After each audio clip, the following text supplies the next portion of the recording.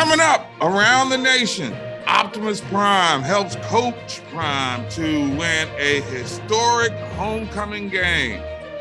Eddie George and Tennessee State get a big win in the Ohio Valley Conference, and Bowie State makes the Division II top 10. The bus is gassed up. We're ready to roll. Let's hit the HBCU Sports Nation, because we rolling out now.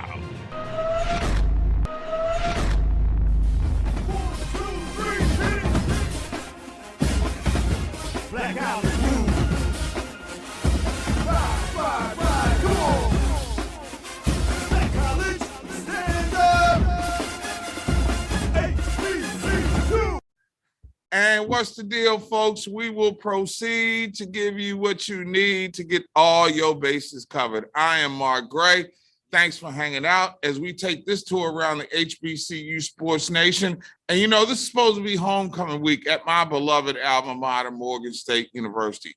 And yes, there will be a football game, but there won't be any of the trimmings that go with it. You know, yard fest, fraternities and sororities stepping, and the on-campus parties where you catch that side eye with that person you really had to crush on back in the day, and y'all reminisce about what may have been. None of that goes on this year, but you got to be mindful of the Delta variant. So I do mask up. I am, I guess, properly vaccinated for whatever that means. I'll take my booster because we got to get on top of this thing. We got to beat COVID so that, I don't know about you, I can get my fall version of chicken soup for the soul. And that would be homecoming on campus. Anyway, it was homecoming last week in Jackson, Mississippi. This time, Alabama State was the foil. And before a record-setting crowd, Coach Prime got some help from Shedeur Sanders, who will be forever remembered on this program as Optimus Prime. And they took the Hornets to school. Let's head over to the highlight zone. 1, 2, 3, hit it. Black out and move. Ride, come on. Black College, stand up. HBCU. A beautiful day at the Vet in Jackson, where the largest homecoming crowd ever, 53,578, watched as Shedeur Sanders put on a show once again. Optimus Prime continued shredding the SWAC defenses with an aerial assault that would have made the Red Tail smile by doing, well, primetime things. Sanders finished the evening with 201 yards passing and a pair of touchdowns. In the first, he connects with Keith Corbin III for a 21-yard touchdown pass. Corbin would add 113 yards on the evening. In the second, Alabama State did try to stay close. Jeremiah Hickson catches a 17-yard touchdown pass from Miles Crowley, and we're tied at 7. But from there, after the halftime, it was all JSU. Malachi Wideman does it in the mix with this 3-yard TD pass from Sanders, and Jackson takes the lead for good. Later in the third, Santee Marshall ends a 6-play, 55-yard drive with a 4-yard scamper, and it's 21-7. Fourth quarter now. J.D. Martin takes it to the house from 21 yards out. Jackson State remains undefeated in the SWAC with a historic homecoming win, 28-7 over Alabama State. To the Rocket City, where Florida A&M visits Alabama A&M for the first time as a member of the SWAC. And early on, Rashawn McKay hooking up with Bishop Bonnet. A 19-yard touchdown pass, and the Rattlers draw first blood at 7-0. But Alabama A&M comes right back. Akil Glass finds Abdul Ibrahim for a 4-yard touchdown, and we're tied at 7 to the second quarter. Kenichi Uzomie's strip, fumble, recovery, and sprint to the house. You go there, big fella. Who let the dogs out? That makes it 14-10. Third quarter now. Early on, Alabama A&M taking command. It's Xavier Langford scoring from 2 yards out, and it's like, floodgates are opening. Bulldogs, once again, Gary Quarles makes his own house call. This time from 21 yards out, it's 28-10. So the Snakes are done, right? Well, maybe not. Midway through the third, FAMU closes the gap when Jennings, on a 12-yard run, makes it 28-16. Early in the fourth quarter, McKay finds Chad Hunter, and they connect for a 25-yard touchdown. It's 28-23, and the comeback now officially on. Later in the fourth quarter, FAMU doesn't quit. McKay finding Jamaray Cherie for a 33-yard touchdown pass. It's a house call, and the two-point conversion failed, but it's 31-29. Bulldogs still holding on. 2:15 to go in the game. FAMU gets the ball, and the Bishop has his prayer answered. Bonnet goes 80 yards and 12 seconds. The 18-point fourth quarter deficit is over. Stop the fight. The white towel is waved. Florida A&M comes back for a 35-31 road victory, their first ever as a member of the SWAC. First-year coach Eddie George looking to bring back the Tigers' consecutive victories in the OVC, and it would take some extra time. Tight end Riddell Rockman caught a short pass in the flank from Grambling transfer Jeremy Hickbottom, and he races 56 yards into the end zone for Tennessee State's first touchdown in the fourth quarter. Hickbottom, 20 of 34, 256 yards, 2 touchdowns, 1 interception though. Rockman, 4 catches, 106 yards. He was money. He also had this 37-yard grab with 1:56 remaining in regulation, setting up a 24-yard field goal by Antonio Zeta to tie the game. In extra time, it's Dayron Johnson scoring on a 13-yard catch. And Corey Rockman then intercepts Willie Miller in the end zone on 4th down. And Tennessee State beats Tennessee Tech 20-13, giving the Tigers a 3-3 mark overall, 2-1 in the Ohio Valley Conference, but they've now won consecutive games for the first time in 5 seasons. 1, 2, 3, hit it! Black College move. Ride, come on! Black College, stand up! HBCU! Bowie State may be the most shocking story in all of Division II that nobody's really talking about. The Bulldogs have not lost to a Division II opponent all season long. They've taken on all comers. Their only loss was to Delaware State of the MEAC. Bowie State is cruising right now and just made the top 10 after a heart-stopping victory over Virginia State. Let's take a look at some of those highlights because they certainly had to hold on to get this dub.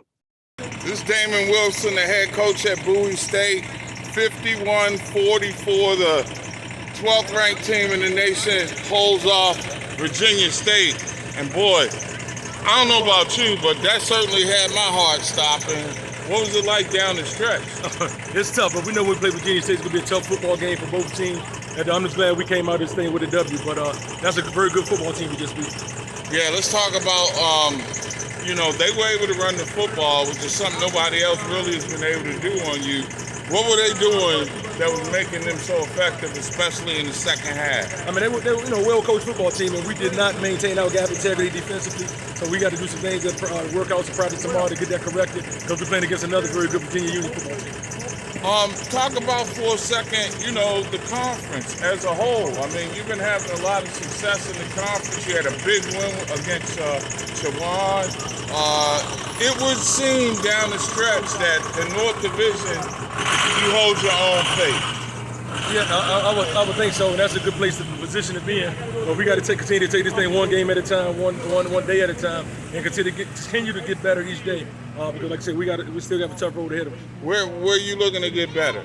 I mean, right today we have to, we didn't stop the run. We didn't stop the run. Special teams, we gave up a touchdown on special teams. We can't do those things in order to win big ball games. Yeah, talk about where the program is. I mean, I was here for the I think Saginaw Valley State game, and I figured, to use a baseball analogy, that's one of those games that kind of picks up your bat speed for the conference.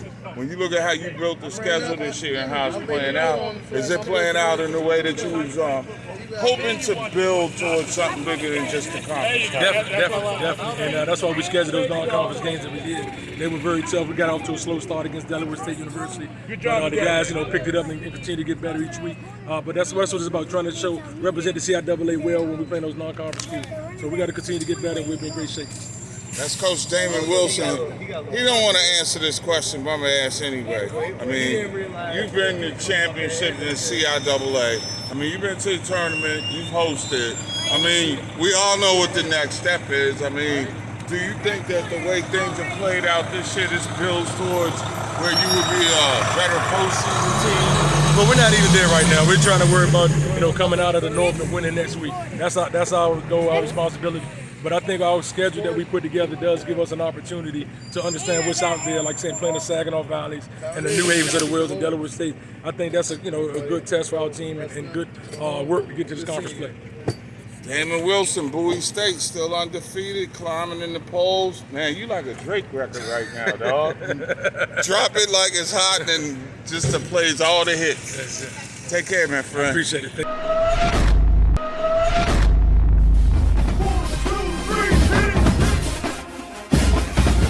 Black out and move. Ride, come on. Black College, stand up. HBCU. Here's how it went down for real in Division II around the HBCU Sports Nation. Lincoln snaps a 16-game losing streak with a 17-14 homecoming win over Elizabeth City State. Quarterback Andrew Banks scored 2 touchdowns and finished the day with 100 yards on 17 carries. Meanwhile, Virginia Union outlasted Shawan 38-31. The Panthers rushed for 363 yards and 4 touchdowns, led by Jada Byers with 213 yards with 2 scores alone. Shawan quarterback Bryce Witt was big again, completing 25 of 35 passes for 276 yards and a touchdown. Winston-Salem State won their 3rd straight game with a 41-0 shutout win over St. Augustine's at home. The Rams had 367 yards of total offense, including 200 yards on the ground. Quarterback Cameron Lewis produced 4 total touchdowns that included 3 through the air. Shaw went on the road and defeated Livingstone 20-9 to remain in the race for the CIAA South Division crown. Bears quarterback Torrin Campbell threw for 2 touchdowns, and the league's top rushing attack continued to produce as Sidney Gibbs rushed for 78 yards, while Andre Brannon chipped in with another 77 and a TD.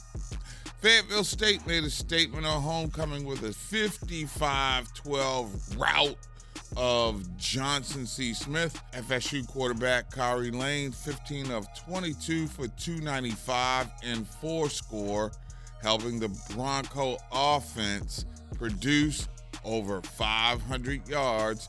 In the SIAC, Savannah State sent the returning alumni home happy after a homecoming celebration at the expense of Clark Atlanta by the count of 49-14. A 28-point fourth quarter surge for the Tigers helped them set a school record with their 6th straight victory of the season.